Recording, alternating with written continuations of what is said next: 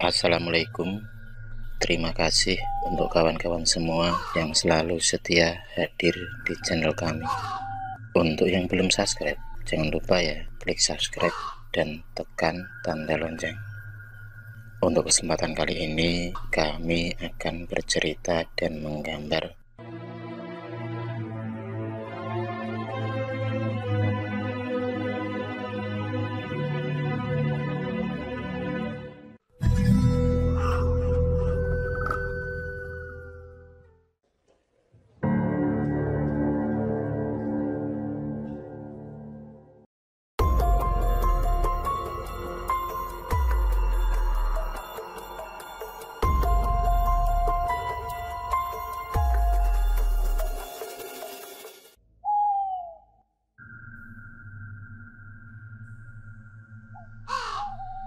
bintang-bintang masih enggan menampakkan diri malam itu.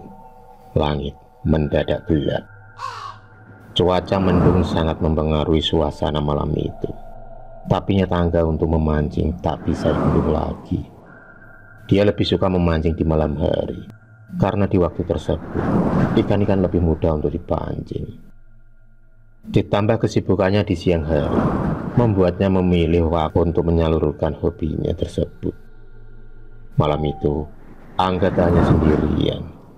Ada Ratno, teman yang mempunyai hobi sama dengannya. Dengan peralatan seadanya, mereka pun berjalan menyusuri area persawahan yang licin dan jalan yang penuh lumpur membuat mereka memilih jalan lain untuk sampai di tempat tujuan.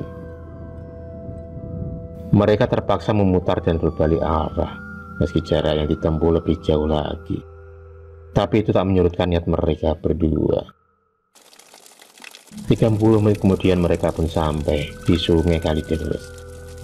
Suasana begitu menyeramkan ketika mereka sampai di hutan bambu. Terdengar bambu-bambu yang saling bergesekan karena terkena hembusan angin malam dan menimbulkan suara-suara yang menyeramkan.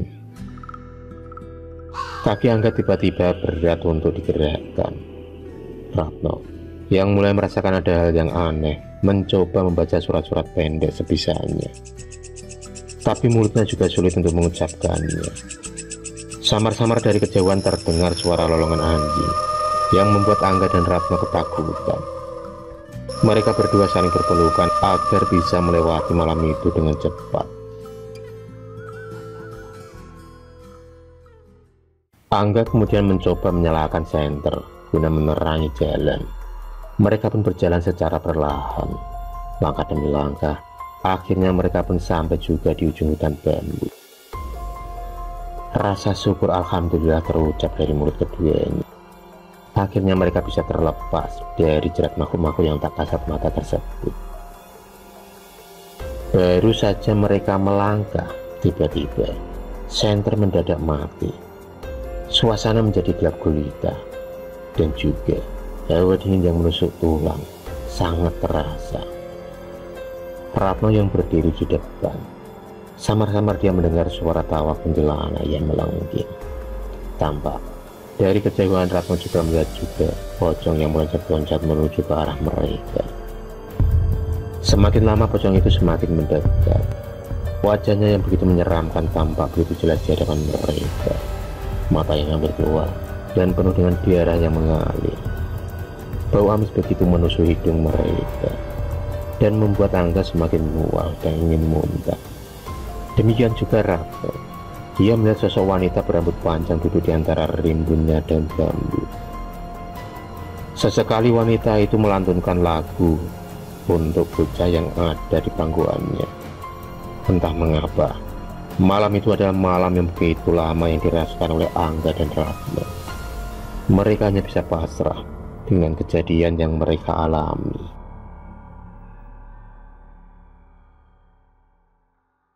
Di tempat lain, Ibu Angga tampak cemas karena sudah jam 3 dini hari, anaknya belum juga pulang. Hal yang tak biasanya dilakukan oleh Angga. Ibu Angga pun merasakan ada hal yang aneh karena sejak tadi sore Angga bertingkah laku aneh.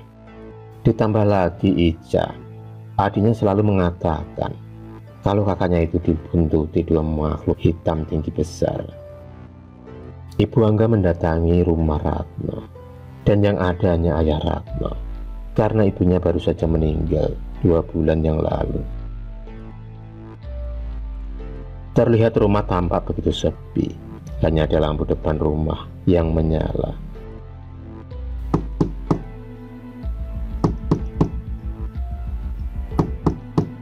Setelah 3 kali ketukan pintu, akhirnya ayah Ratno pun keluar rumah.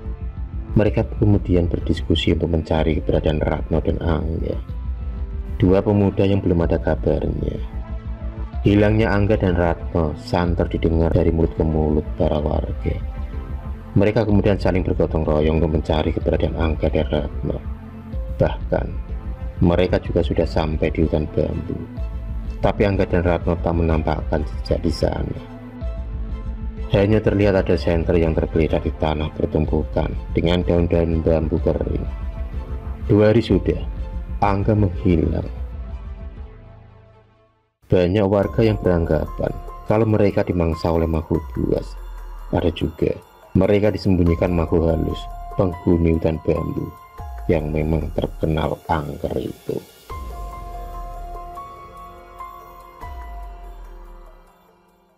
Ibu Angga hanya bisa menangis meratapi hilangnya anak sulungnya yang telah menjadi tulang punggung keluarganya selama ini.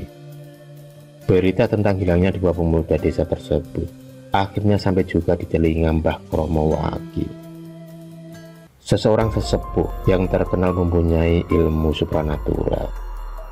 Mbah Kromo merasa bertanggung jawab oleh warganya yang hilang secara mendadak. Tanpa basa-basi, Mbah Kromo kemudian melakukan sebuah ritual tepat di tengah-tengah rumpun bambu di bawah sinar bulan purnama. Mbah Kromo kemudian menyulut dupa yang sudah dipersiapkan. Ayam cemani yang baru saja disembelihnya itu lalu dimasukkan ke dalam sebuah kandil yang sudah berisikan bunga 7 warna.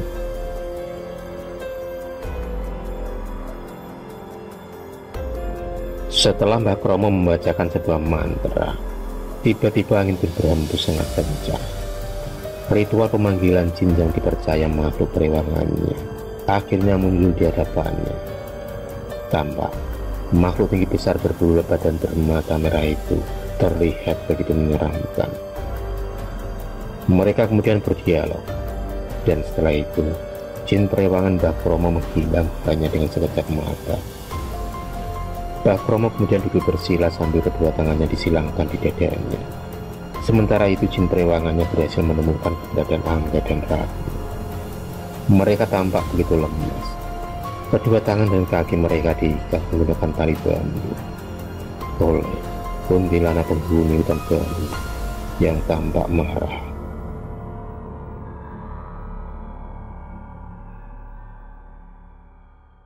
Tampak kuntilanak penghuni hutan bambu itu marah atas kedatangan jin perewangan Mbah Kromo. Akhirnya mereka saling adu kuatan, dan jin tersebut tampak kewalahan karena saking banyaknya makhluk-makhluk yang menjaga Angga dan Ratno. Di tempat lain, Mbah Kromo merasakan kekalahan dari jin perewangannya. Maka dari itu dia segera meminta bantuan dari para warga untuk memukul keras perabot rumah tangga. Secara berbondong-bondong dan sukarela, warga pun datang lengkap dengan alat seperti panci, wajan, dan perabotan yang lainnya. Setelah berkumpul, mereka kemudian lalu memukul-mukul benda tersebut setelah mendapati aba-aba dari Mbah Kromo.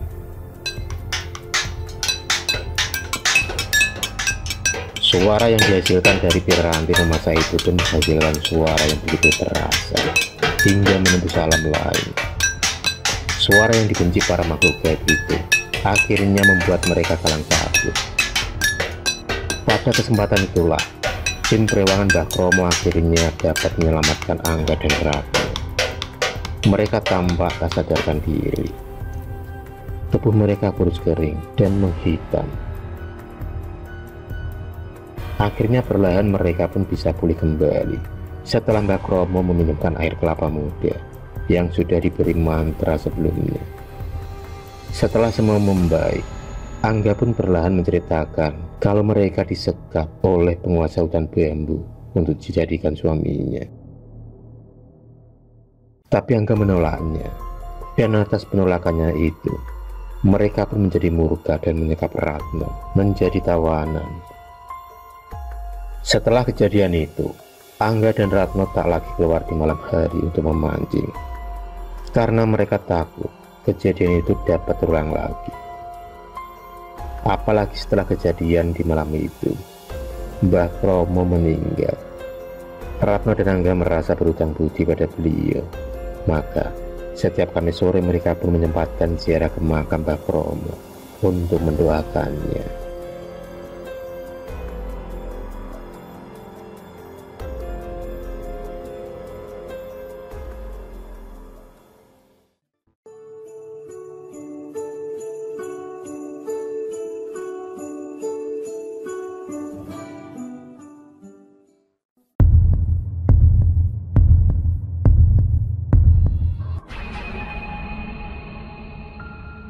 Terima kasih sudah menonton video cerita bergambar ini.